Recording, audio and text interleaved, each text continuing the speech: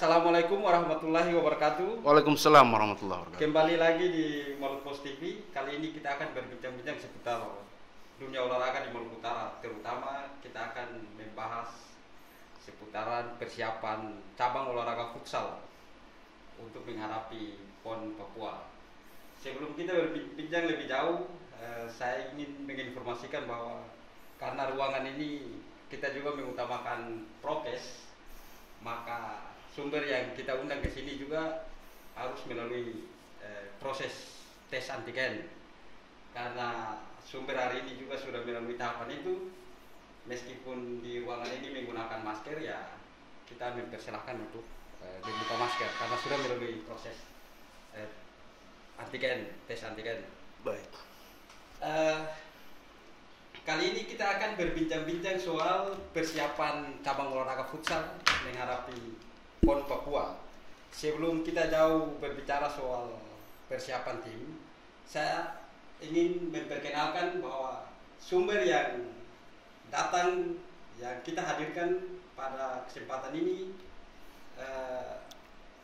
saya menyebutnya sumber yang istimewa, spesial kan, untuk membicarakan soal persiapan futsal. Beliau namanya adalah Bang Aldi Ali, sering disapa dengan Bang Aldi.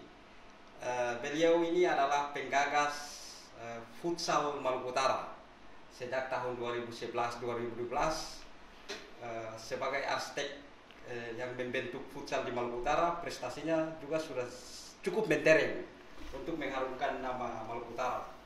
Dilihat dari track record, misalnya sebelum AFP itu dibentuk, beliau sudah membawa satu klub yang diinisiasi sendiri, namanya Kaswan ya.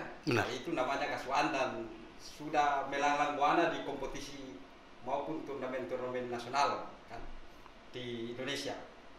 Setelah itu, ketika AFP itu dibentuk, salah satu rekor dan prestasi yang cukup mentereng adalah membawa Maluku Utara meraih medali perak.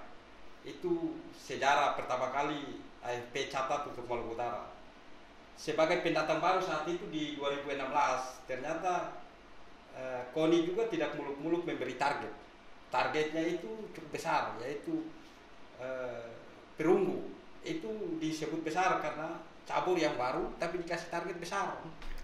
Dan AFP membuktikan itu dengan meraih satu tingkat di atas target KONI, yaitu meraih medali perak. Nah, kali ini kita ingin mengetahui seberapa jauh persiapan AFP dari sisi manajerial, kemudian komposisi, karena publik hampir tahu tidak ada perubahan yang signifikan kecuali pada tim, pada pemain, tapi manajer, pelatih hampir semuanya masih utuh. Kita publik juga ingin tahu bahwa seberapa jauh persiapan AFP untuk menghadapi PON Papua. Kira-kira seperti apa? Dipersilakan. Baik, terima kasih. Assalamualaikum warahmatullahi wabarakatuh. Salam olahraga. Terkait dengan kesiapan kami untuk menghadapi Pekan Olahraga PON Papua, alhamdulillah kesiapan tim berjalan sudah maksimal. Kami sudah di tahap siap untuk bertanding, siap untuk bertarung di PON Papua nanti. Tim ini dibentuk kurang lebih sudah sekitar 6 bulan berjalan, dan sampai hari ini komposisi pemain sudah ditetapkan, sudah didefinitifkan. Kurang lebih ada sekitar 15 pemain dan 5 tim pelatih. Ya, kalau dilihat dari komposisi yang ada, lalu kemudian kesiapan selama ini, dari segi dukungan pemerintah maupun KONI, apakah dia matching dengan target yang diberikan atau tidak? Atau seperti apa kira-kira? Kalau kita membandingkan dengan pelaksanaan PON tahun 2016, dukungan dan kesiapan anggaran untuk pelaksanaan PON di Papua ini mungkin ada agak sedikit berbeda ya, dalam artian dukungan anggaran malah menurun dari tahun 2016. Mungkin banyak faktor yang mempengaruhi, karena memang situasi yang saat ini, saat pandemi, beberapa anggaran yang mungkin menurut informasi pemerintah daerah direfocusing sebagainya, sehingga hal-hal tersebut juga berdampak pada ketersediaan anggaran dukungan dari pemerintah daerah dan KONI. Namun itu tidak menjadi tidak menjadi pemicu untuk kita berleha-leha, kita menurunkan semangat. Bagi kami, kami datang ke Papua ini selaku finalis PON tahun 2016, tentunya upaya untuk mempertahankan prestasi di 2016, bahkan mungkin meningkatkan prestasi di PON 2020 ini menjadi target dan ambisi pribadi masing-masing pemain, bahkan dari manajemen, sehingga masalah-masalah ketersediaan anggaran tersebut biarlah menjadi tanggung jawab manajemen dengan KONI dan pemerintah, sehingga permasalahan-permasalahan tersebut kita semaksimal mungkin menfilterisasi sehingga tidak terdampak kepada pemain dan pelatih, terutama kesiapan tim, sehingga pemain, pelatih fokus melaksanakan tugasnya, fokus latihan untuk berprestasi nanti, insya Allah di PON Papua nanti. Ya, jadi kan ini anggaran ini juga cukup mempengaruhi. Betul. Mempengaruhi di satu sisi tim dituntut untuk harus berprestasi, di sisi lain tidak ada dukungan anggaran yang signifikan. Dengan target, saya dengar target yang diberikan KONI itu cukup bombastis, emas. Benar. Futsal, cabang olahraga futsal wajib hukumnya untuk meraih medali emas. Ketika dibandingkan dengan PON di Jawa Barat 2016, itu KONI memberi target perunggu, tapi capaiannya itu justru satu digit di atas, yaitu meraih perak. Nah, sekarang KONI justru menaikkan target untuk meraih emas. Apakah target itu realistis atau tidak dengan kekuatan skuad, persiapan selama ini, dukungan anggaran? Apakah itu realistis? Seperti yang saya bilang tadi, memang ketersediaan anggaran ini sangat mempengaruhi ya, terkait dengan kesiapan cabang olahraga, bukan hanya futsal, terutama ke 12 cabur olahraga yang lolos ke PON Papua. Kemudian terkait dengan target KONI yang diberikan kepada kami, tentunya KONI memiliki penilaian tersendiri. Mungkin berkaca pada PON Jabar sebelumnya, ada pelampauan target yang kami capai. Mungkin dari situlah KONI beranggapan bahwa cabur futsal dianggap bisa berbicara banyak di PON Papua nanti. Namun terkait dengan anggaran, ini memang ada beberapa program internal kami yang harus kami pangkas. Contohnya terkait dengan pelaksanaan tryout, pelaksanaan training center di beberapa kota yang tahun 2016 PON kemarin itu kan hampir 1 tahun tim futsal tidak balik ke Maluku Utara. Kami dari Jogja ke Bandung, kemudian ke Jakarta, ke Makassar. Nah, ini yang tidak terjadi di PON kali ini, di persiapan PON kali ini. Namun melihat perkembangan daerah-daerah lain, mungkin kurang lebih sama. Beberapa daerah juga yang ikut berpartisipasi dalam Pekan Olahraga Nasional ini, kurang lebih ada sekitar 10 daerah yang lolos, khususnya cabur futsal, itu kurang lebih memiliki problem yang sama. Kendalanya tidak bisa melaksanakan TC di tempat-tempat yang bisa dikatakan memiliki lawan tanding yang cukup, ketersediaan sarana prasarana yang memadai dan sebagainya. Karena memang faktor pandemi ini sangat mempengaruhi. Jadi bukan hanya saja ketersediaan anggaran, tapi kondisi kesempatan untuk betul juga kecil. Bisa saja kalaupun anggarannya besar, contohnya anggaran sama seperti tahun 2016, mungkin kita juga terkendala terkait dengan kesiapan pelaksanaan tryout nanti. Karena kita tahu sendiri jelang PON ini ada pengetatan aktivitas di beberapa titik yang memang kami sudah rencanakan melaksanakan tryout di wilayah itu. Ya, namun lagi-lagi dengan berbagai kekurangan kendala yang dihadapi ini, kami dari manajemen pengurus tetap memiliki ambisi, memiliki motivasi untuk nama daerah. Kita tidak setengah-setengah untuk berjuang mengharumkan nama daerah di PON nanti. Ya, lagi kita masih tetap ngomong soal target, karena target ini menjadi isu yang sedikit riskan untuk Maluku Utara, ya kan? Khususnya di futsal, komposisi pemain mungkin berbeda kan jika dibandingkan dengan 2016. Tapi terlepaslah itu, mulai dari pengurus AFP, manajemen pelatihnya tetap masih sama kan, masih tetap mengandalkan pelatih yang berprestasi di 2016. Di sisi lain ada 10 tim yang berkontestasi di PON. Kalau pengurus melihatnya, karena bicara target berarti bertemu dengan lawan-lawan, kan? Mungkin ada beberapa kabupaten kota yang dianggap provinsi bisa menghambat Maluku Utara untuk meraih target. Kira-kira yang mana aja? Dari 10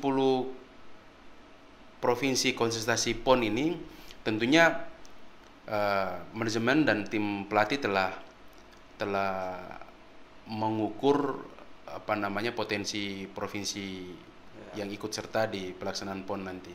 Yang pertama tentunya tuan rumah, tuan rumah Papua. Tuan rumah Papua ini mempunyai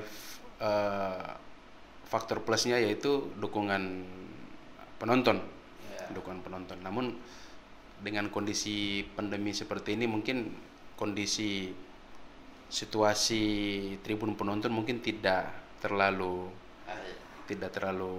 padat seperti kondisi-kondisi biasa, sehingga mungkin dari sisi tekanan penonton mungkin agak sedikit kurang pressure dibandingkan pertandingan di dalam kondisi normal. Kemudian tim yang kedua yang kami mengantisipasi adalah juara bertahan, yaitu Jawa Barat. Jawa Barat ini kenapa kami masukkan dalam 2 tim list teratas yang perlu Maluku Utara mengantisipasi, karena komposisi pemain yang menghuni tim futsal Jawa Barat ini sebagian besar diisi oleh pemain timnas futsal. U23 kalau tidak salah. Jadi starting line up tim Jawa Barat itu memang telah tergodok di training center tim nasional. Kesiapannya lebih mantap, sehingga dari 2 provinsi itu menjadi list khusus kami mengantisipasi untuk kalaupun bertemu di awal-awal di pembagian grup. Video-video pertandingan dari tim Papua, terus kemudian tim Jawa Barat, seluruhnya telah dikantongi, telah dipelajari oleh teman-teman pelatih. Terus kemudian yang menjadi sedikit minus, karena kita belum pernah selama hampir 4 tahun ini atau 2 tahun terakhir ini uji coba dengan tim-tim yang tadi saya sebutkan tadi itu tidak terlaksana. Beda dengan tahun 2016, di saat Prapon kami pernah ketemu Papua Barat, Kami bahkan pernah mengalahkan tim Papua di pelaksanaan Prapon waktu tuan rumah Maluku Utara. Kami pernah mengalahkan, bahkan di PON kami pernah mengalahkan tim Papua Barat yang memang komposisi pemain dan persiapannya jauh lebih matang dari tim-tim lain. Bedanya seperti itu, sehingga kami hanya mendapat referensi dari video-video pertandingan yang mungkin diupload di akun-akun resmi provinsi itu. Ya, kita balik ke manajemen tim, terutama di pelatih.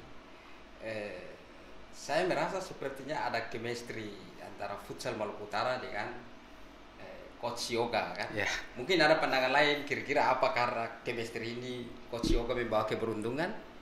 Karena kemarin juga pernah mencetak sejarah di Bandung, atau AFP melihatnya seperti apa? Kok harus Coach Yoga terus begitu kan?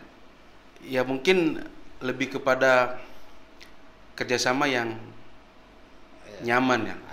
Tidak selamanya cinta bikin nyaman ya. Mungkin hubungan AFP dengan komposisi pelatih ini ada kenyamanan yang bisa tercipta, saling mengisi, terus kemudian saling memahami antara satu dengan yang lain.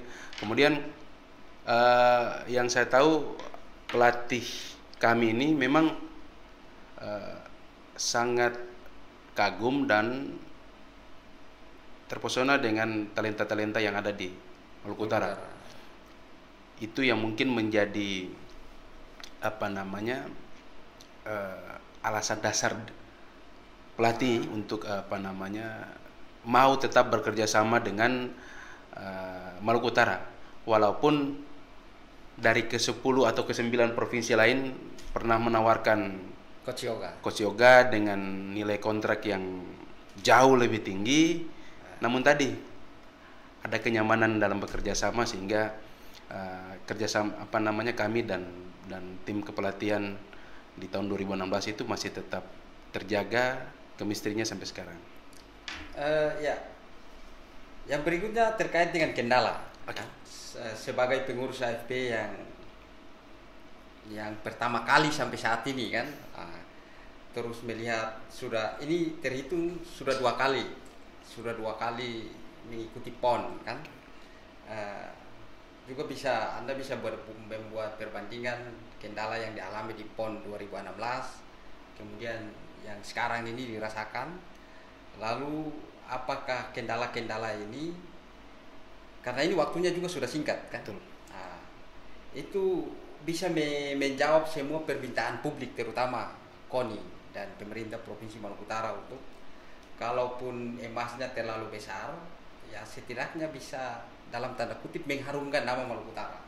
Ya, jadi memang sebenarnya kesiapan kami ini sudah cukup maksimal di tahun 2020, karena memang hajatan PON ini diundur 1 tahun dari Oktober 2020 ke Oktober 2021 tahun ini, karena memang kondisi pandemi yang mengganas pada saat itu, sehingga Presiden memutuskan untuk menunda pelaksanaan PON di tahun depan. Nah, mungkin kendala yang dasar yang kami alami pertama tadi, situasi kondisi yang membatasi ruang gerak kami. Bukan hanya ketika pelaksanaan TC di luar, tapi ketika kami melaksanakan persiapan di daerah di saat kondisi pandemi seperti ini, kami kadang-kadang berbenturan dengan tim Satgas COVID, karena memang kami cabur bergu yang memang ketika melaksanakan latihan harus tercipta kerumunan. Jadi beberapa kali itu kami selalu berurusan dengan tim Satgas COVID. Itu yang menjadi kendala di samping anggaran.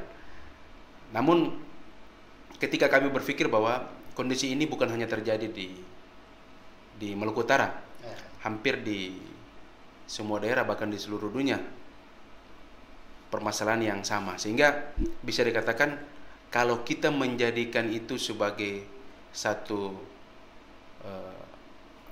alasan. Kendala. Saya pikir semua daerah juga beralasan yang sama, kendala yang sama, sehingga ini ya bisa menjadi motivasi tambahan ke kami di saat kondisi yang serba terbatas, dukungan anggaran yang istilahnya orang sini bilang TG-TG, ya bukan menambah pelucut semangat anak-anak. Oke, kita pengen tunjukkan, gitu. Kita pengen tunjukkan ke daerah. Insya Allah dengan dukungan doa dari masyarakat Maluku Utara, kami dalam tanda kutip setidaknya bisa mengulang prestasi di PON Jabar. Alhamdulillah kalau memang bisa memenuhi target yang dibebankan oleh KONI Maluku Utara. Ya, sebagai closing statement, kalau KONI Maluku Utara memberi target medali emas di podcast ini, kami di Maluku Pos hanya mengusung tema futsal Maluku Utara mengulangi sejarah. Mengulangi sejarah 2016. Artinya kalau Maluku Pos juga memberi target, maka kami memberi target ke AFP Maluku Utara untuk meraih medali perak, kan? Sebagai closing statement, antara perak dan perunggu, perak dan emas, lalu kemudian dielaborasi dengan kesiapan tim saat lawan, dan ini besok lusa sudah mulai bertanding, kan? Sebagai closing statement, harapan apa yang harus Anda, karena ini publik semua ekspektasinya tinggi. Betul. Futsal Maluku Utara ini merupakan salah satu cabang olahraga yang diandalkan, bukan saja oleh KONI, tapi oleh publik Maluku Utara, untuk bisa mengangkat sedikitnya prestasi Maluku Utara ini yang dari peringkat 30 dia mungkin sedikit tergeser di 29. Baik. Kira-kira bagaimana? Jadi seperti di PON Jabar kemarin, target yang dibebankan KONI, kami istilahnya tidak menjadikan itu sebagai beban yang harus kita capai. Kita berjalan pada saat pertandingan. Setiap pertandingan adalah final bagi kami, gitu. Jadi okelah bisa ditargetkan untuk memenuhi ekspektasi KONI yang medali emas. Namun lagi-lagi kami tidak ketika pada saat briefing dengan tim, target itu kita tidak bahas. Secara internal tim, target itu kita tidak bahas. Alasannya kenapa? Intinya ini jangan sampai membebani pemain. Kami hanya menyampaikan kepada tim bahwa setiap pertandingan adalah final, sehingga pada saat tim futsal ini melakukan laga penyisian pertama, kedua, ketiga, ya itu tadi, penyisian pertama adalah final, penyisian kedua adalah final, dan seterusnya. Pola ini yang kami pakai pada saat di 2016, dan alhamdulillah target itu terlewati. Dan yang terakhir mungkin secara organisasi, mewakili manajemen tim, pemain dan pelatih, saya meminta doa restu, doa dukungan dari seluruh masyarakat Maluku Utara. Ada 15 anak muda Maluku Utara yang mencoba mengharumkan nama Maluku Utara di tanah Papua. Kami mohon doanya, kami mohon dukungan. Satu kata yang saya bisa sampaikan, ketika kami menginjakan kaki kami di Timika, Papua, tidak ada kata lain selain baku habis. Iya. Yakin bisa meraih medali? Insya Allah. Iya. Itu ulasan singkat dari Ketua AFP Maluku Utara, sebuah harapan besar, kan? Publik juga berharap agar apa yang dicita-citakan oleh manajemen, pelatih maupun pemain itu bisa tercapai.